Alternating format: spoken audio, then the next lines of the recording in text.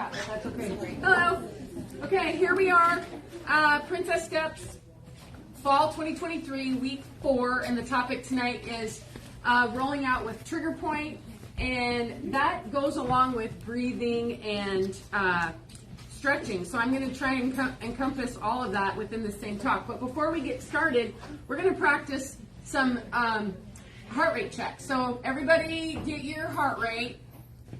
Count.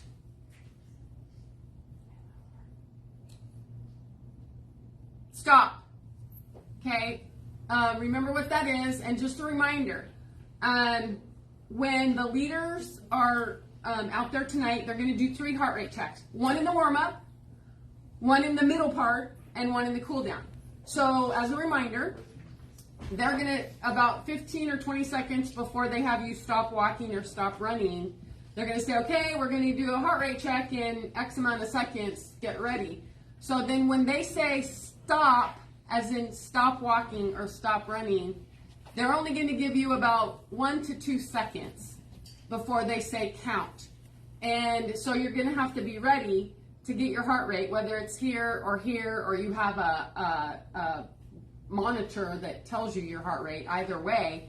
And the reason it's got to be timed right is because the longer you stand there stopped before you get it, the more that it's going to be an erroneous number, because it's going to come down that fast. Okay, so you want to try to get it as soon as you can, and they're only going to give you 6 seconds to count your beats. And so you want your heart rate slip to, are you in your target heart rate zone? In the warm-up part, you want to be somewhere between 60 to 65%. It should feel really easy, like really easy. It's supposed to be easy. And if you're above your 65%, that just tells you, okay, you need to slow it down. Okay, then in the middle part, after you've warmed up, it should be somewhere between 65 and 75 or 80%. And if you're in there, awesome. If you're above it, that tells you you should slow down. And then same thing with the cool down. You should be back to 60 to 65% in the cool down. So just keep that in mind. Be patient as they gather you and do the heart rate checks. It's a very, very important part of this whole process. Okay, now moving on. Tonight's topic, people ask me sometimes, how come we don't spend more time, stretching beforehand? Well, there's only so much time within the evening on Tuesdays. And to be honest with you, that warm-up that you're doing out there is super, super, super important. That's what's increasing blood flow and oxygen to your muscles in and of itself. But for those of you that have the time and want to know a little bit more about rolling out and stretching, that's what tonight's about. And I can't say enough how important it is to relax and breathe, relax and breathe. How many people have ever gone either to get a massage, whether it's a relaxation or a deep tissue massage, or gone to the doctor and got a shot? And I say that because the more, either way, whether you're going in for a massage or you're going to the doctor, if you tense up, everything's going to hurt more. If you tense up, the massage therapist they're going to have to work harder to get in and loosen you up. So they always say, just relax and let them get in there. Same thing when you're rolling out. Relax. It's not about how hard you go. It's about how much you relax and breathe. So I'm going to get started right off the bat. And I'm going to rely on you guys to make sure I'm in there. So, and I'll even angle it a little bit so those of you practicing can see what I'm doing. We're going to start with the lower leg.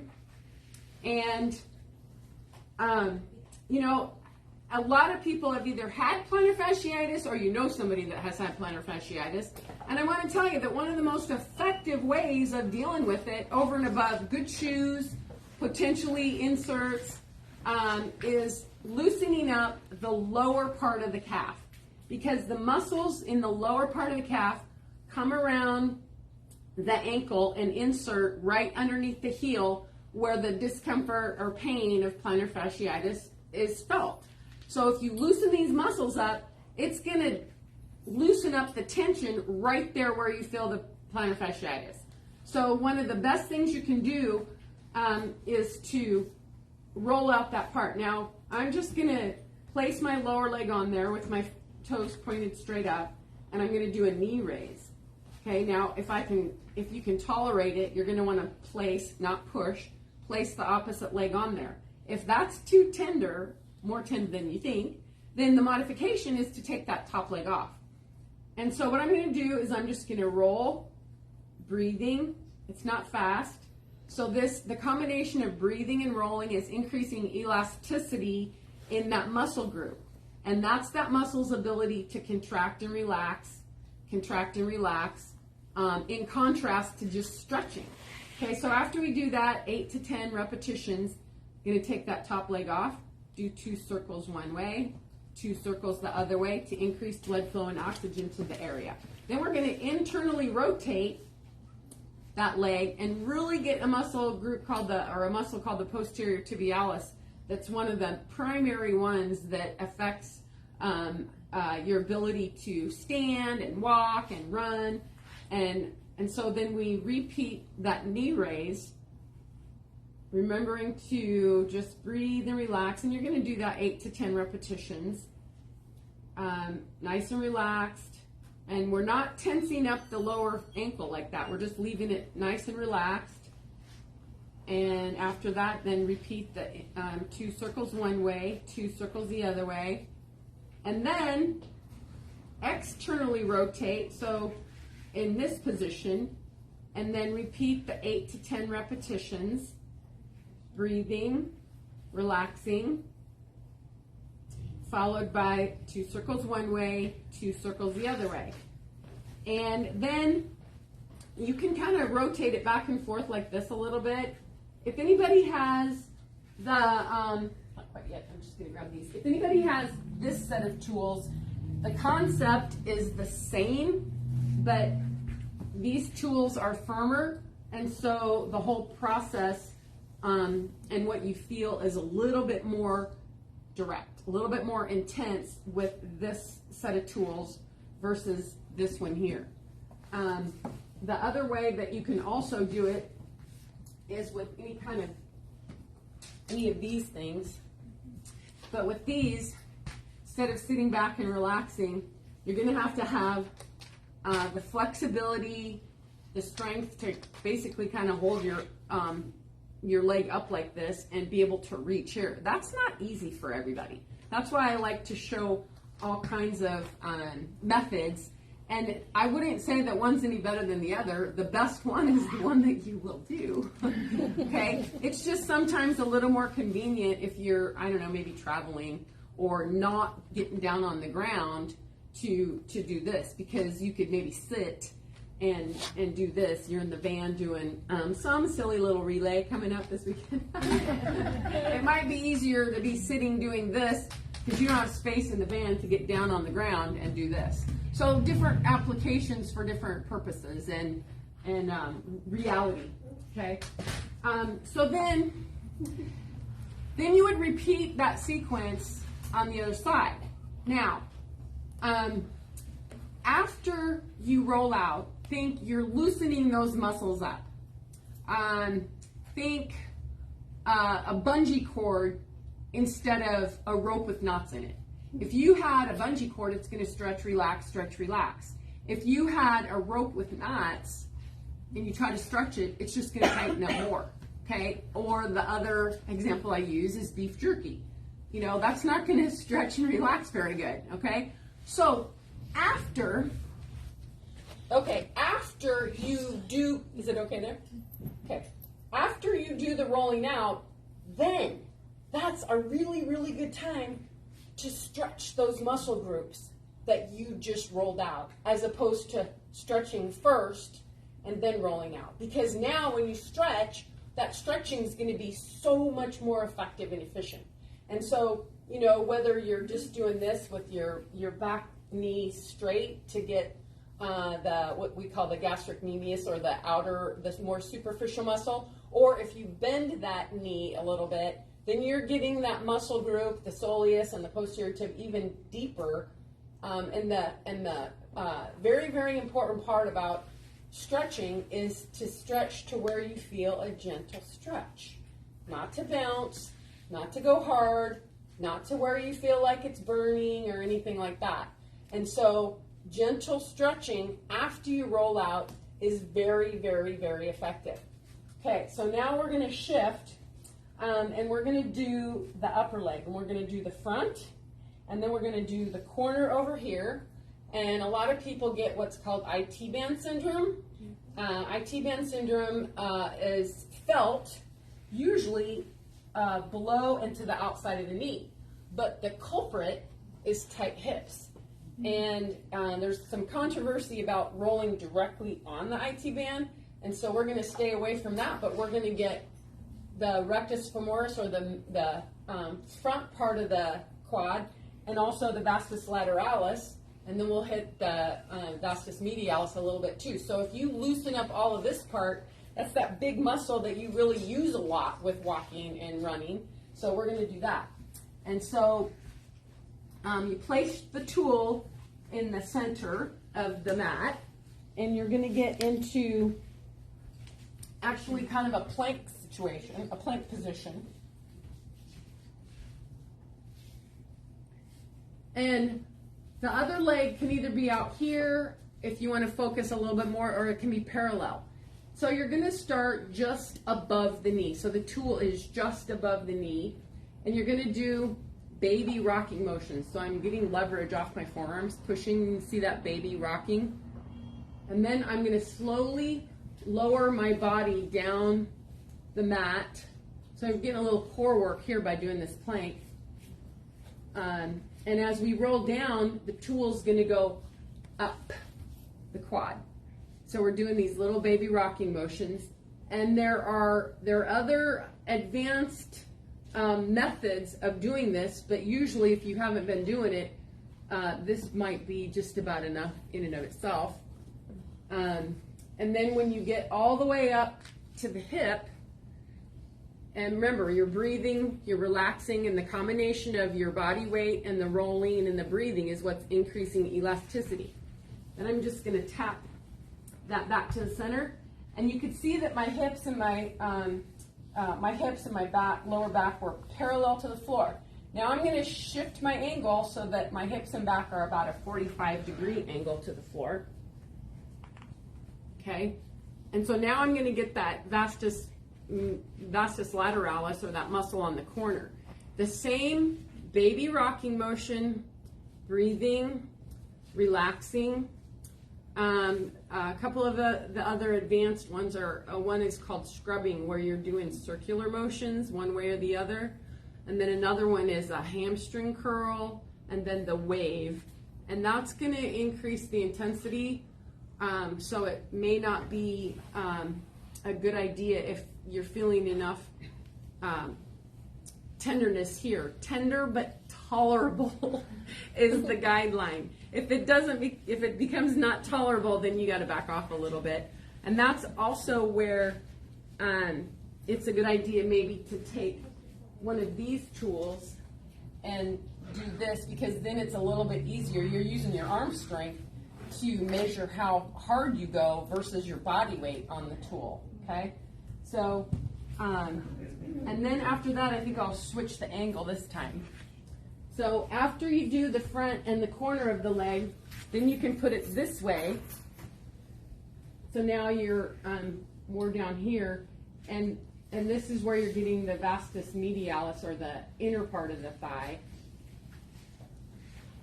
Same concept, baby rocking motions back and forth. Right. And you can also use this the same way. Okay? It's just which way is going to be easier for you and more realistic based on the situation or where you're at, that kind of thing. And so then, after I roll the quads, now we're going to stretch. And I'll show you two positions in reference to how you can stretch the quads. One of them is going to be down on the floor, and one of them is going to be standing. So the down on the floor one, you're kind of laying on your side. And this way you can either hold it, and I know this might look like, oh wow, you have to have balance, and yeah, you do. You're working on your core strength here too. And so I can either hold it for 2 seconds, relax, hold for 2 seconds, relax, or just hold it for 10 seconds. Breathing, relaxing. And that's a method where you're down on the floor anyway. If you're going to stay down on the floor, almost, Danae. Okay, and here's the other one. We'll work on it a little bit. Okay, so the other way, and whether you hold on to something or not, but it's basically the quad stretch like this. And when you and with this one, I'm usually barefoot when I do this at home. So you're working on your quad, and you want to try to have a straight alignment down here. But you're also working on your balance, and so that's a good way to do that as well. Breathing, relaxing. So again, you roll it out first, and then stretch that quad. Now, after I stretch the quads, I like to, let's see, I'm going to pass you a ball, and I'm going to pass you a ball, and I'm going to pass you a smaller ball. Okay, you can use the grids. You can use this. Actually, I'm going to switch with you. There you go. Okay, so you can use the grid to get your piriformis, which is there, just like this. So you're right on that sit bone, and when you turn your leg out this way, so we're going to do external rotation and abduction for all those that like the anatomy, and then this motion right here, and breathe and relax. And what the ball is for, you can just rub it on there. What the ball is for is if you want a little more intensity, you can sit right on that ball, and you're going to place it, if you were wearing blue jeans, right where your back pocket would be. Yeah, so you're weight bearing on your hands and your feet. So most of the weight is on your hands and your feet. Only as you acclimate to that ball, you allow a little bit more body weight on that ball. So you're doing little circular motions, and then what I call explore the butt. So you're moving that ball around to other parts of your butt. Yeah. Mm-hmm. Have you done this, Courtney? Yes. Yes. It's really effective, isn't it? Yeah. You're doing great tonight. See, and that's the thing. And when I first started teaching this, I didn't tell people, okay, weight bear on your hands and feet first, like totally, because then you can grade how much body weight is going down onto the ball. And then if you cramp or anything, you can just roll off of it.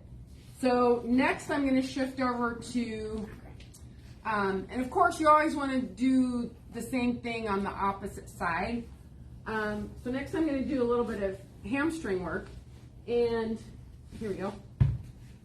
So you can take this grid, that's why this grid is so, you can do so many things with this, but you can roll out your hamstring, and once again, after you do the hamstring with the, rolling out and the glutes, then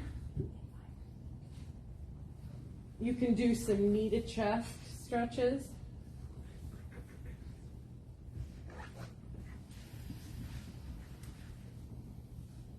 And, people say, how long should you hold it?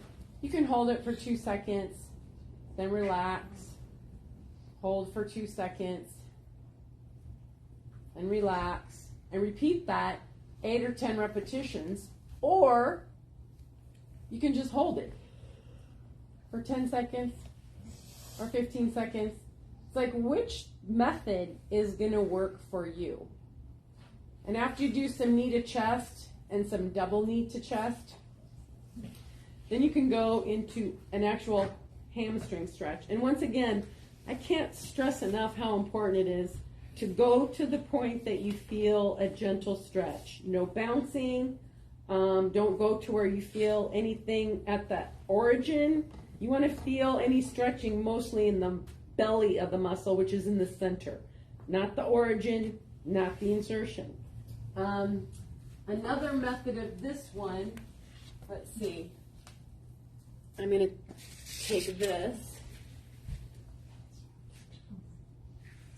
and you can grab onto it just to help hold back this way. And you can start with the knee bent and then straighten the knee, or you can start with the leg straight and just bring it up straight. And again, pay really, really close attention to this. As soon as you start feeling it right here, then you want to just stop and hold, maybe even back off just a little bit. And don't be surprised if you can go a little bit further on one side before you feel it than you can on the other side. And it's always good too to get the sides, and you can do that sitting or laying down like this. Try to keep your shoulders firmly on the floor.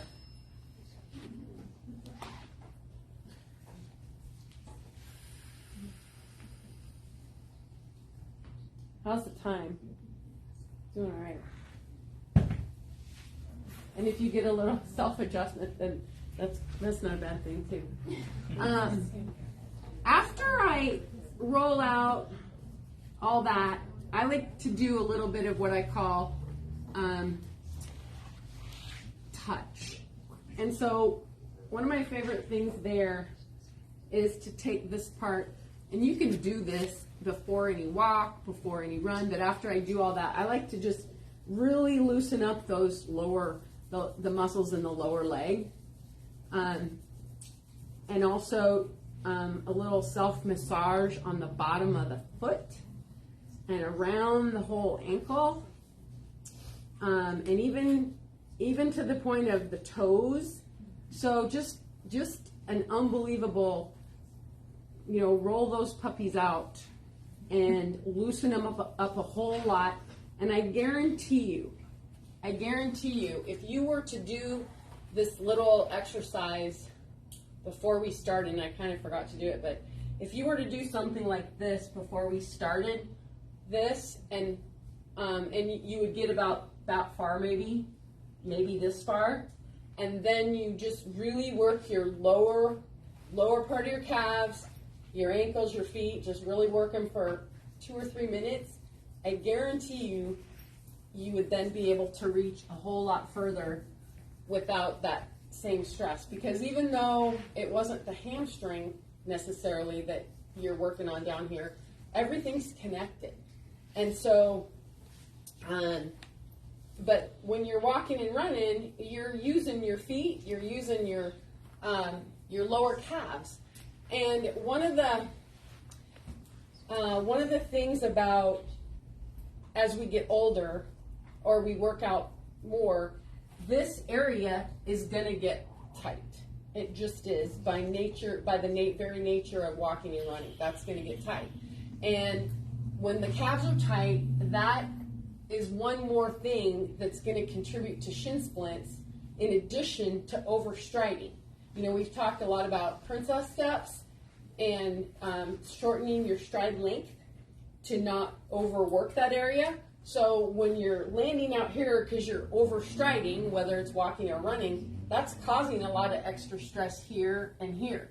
So the combination of form awareness, or good form when you're walking, good form when you're running, plus loosening that whole area up is going to help minimize, if not prevent, that onset of shin splints and knee pain and plantar fasciitis and all that kind of stuff. So anybody right now that is having symptoms of shin splints or symptoms of plantar fasciitis, which is basically, you can see that poster up there that says plantar fasciitis. It's basically pain somewhere in the heel area, the bottom of the heel. Also, textbook symptoms of it are first thing when you get out of bed in the morning, and because when you sleep, your foot goes into this kind of relaxed position. We call it plantar flexion. And then when you stand up in the morning, not only are you fully weight bearing, but you're fully weight bearing with that foot at 90 degrees. And so one of the, people say, oh, stretch, or roll the bottom of your foot on a, golf ball or a ice something. And that's good, but stretching and rolling the bottom of your foot still isn't the same effectiveness as loosening these muscles right here. So that's one thing that you can really add to your toolbox for not only dealing with plantar fasciitis if you have it currently, but preventing it from coming back. Because once you have it, reoccurrence is quite common. So whether it's foot problems, shin, calf problems, knee problems, hip problems, lower back problems, even if it's shoulder stuff, there's postural things that we can correct or at least deal with when we roll out doing trigger point, combination of trigger point, rolling out with the tools, stretching, and of course, breathing. So, any questions? How many? Yep, go ahead, Teddy. You did the thing with the small ball. I've been keeping tennis balls in a baggie in my car, so when I drive, I sit on them and I can just move them from side to side. As long as you keep track of where you're driving, that's awesome. That's awesome. And I just think about that, all the crazy drivers that are out there, That's great, Teddy. She said using a tennis ball. Now, the thing about that's a little, like, you might ask, what's different about these balls in contrast to a tennis ball or golf ball? A golf ball is very, very hard. A tennis ball is going to be a little more forgiving. It's going to mush a little bit easier, and that might be fine. If it works for you, keep doing it. These trigger point balls are just the right amount of consistency. They're a little bit softer on the outside and a little bit firmer on the inside. And the reason for that, same thing with these tools. They're softer on the outside and then the firm PVC pipe on the inside. The idea is that as your muscle tissue adapts to that softness and you start to relax a little bit because you're working those kinks out, then you can allow more body weight onto it into the firmer part. Okay, so there's some technology into why it's soft on the outside and firm on the inside. Questions? So, what are your thoughts on, so you hit it when a trigger point, so you're rolling, and then you go, should you hold that, or what are your thoughts on holding that for a few seconds? That's an excellent question. Excellent question. It's when a trigger point is that area of tenderness, and when you're rolling out and you feel that tenderness, the idea is, yes, you stay there for maybe 5 seconds, maybe 10 seconds. The movements are very, very subtle until you feel a release. When you feel, oh, it's releasing. It could be in 3 or 4 seconds. It could be in 10 seconds. Once you feel that release, then you can move on to another area. Excellent question. I know no bra should have a birthday. Your shoes need to be replaced. So how often should you replace those materials? Like, do those wear and tear over time? The tools? Yeah. Yeah, that's a great question. She said that you should replace your bras, you should replace your shoes. How often should you replace these? These are going to last a whole lot longer because we're using our bras and our shoes every day on a pretty regular basis. And the thing that's different is a bra, even with laundering, it's going to get our body's natural oils in it. And over time, our body's natural oils are going to clog the breathability of the bra. And when it clogs the breathability, it doesn't wick the moisture as well anymore. That's when chafing is created. And you don't have the same, just that breathability. So that's one thing about bras. Shoes, as you know, anybody that's been here, your shoes are going to wear out over time. So you're not going to have the shock absorption, the cushion properties, the protection. This, to be honest with you, I've had the orange one there for probably 12, 14 years, and it has not worn out. Now, granted, if anybody that's ever, the leaders that have been to our house, our living room is like a permanent, it's got all this stuff in it all the time. So I'm using this almost every day, and I'm rotating the kind of tools. Sometimes I use this and I forgot one other thing, and I'm going to show you at the back. But these, I actually use these probably more frequently than this, unless it's my back or my hamstring. These are harder. They are soft on the outside, but firm on the inside. And I have just gotten used to that level of, lack of a better word, intensity over time. In contrast, I'm not going to use these firm ones for my hamstring. I'm not going to use them for my back, with one exception. So this, the big one or the little one, are excellent for your back. So you can do your lower back, your middle back, your upper back. And one of my favorite moves, I call it the Jasper move, because she's our chocolate lab, and you know, they do this. It's just amazing. And again, this is a lot easier to do on the hamstring. This is not as easy to do on the hamstring. So to answer your question, if it feels like it's not working for you anymore, it's probably time to switch it out. But the inside of this is PVC pipe. I would say if it was in a gym and it was used by 1,000 people every day with all the sweat and everything, then that would be a different. But if it's your home tool, yeah. What was that? Yeah, same with the ball. Oh, and the bigger ball is like the little ball, only a little bit more surface space, so it might be a little bit easier. These are awesome questions. Any other questions? Okay. Oh, you were going to show us something else with the. Yeah, I did the back. Oh, but I thought you were going to show us something with the bigger one. The green tool. Yeah. This one? Yeah. Oh. Yeah. So this is what is called the quad baller. So when I was doing this with the grid, this is the same concept, only it's more intense. It's more intense because it's firmer and smaller, and so it's a whole lot more direct. And when you're used to it, then it's kind of a personal preference, but you can do, as you can see, once you learn the technique, you can use whatever tools you have. I just know that these grids, trigger point grids, that are hollow and with the PVC pipe, they don't break down nearly as much as those old solid blue ones tend to break down faster and compress. The other thing you can do with this, you can grade doing push-ups and core work, and there's other things you can do with this too, but I ran out of time. So, thanks very much. Finish? Yeah, finish.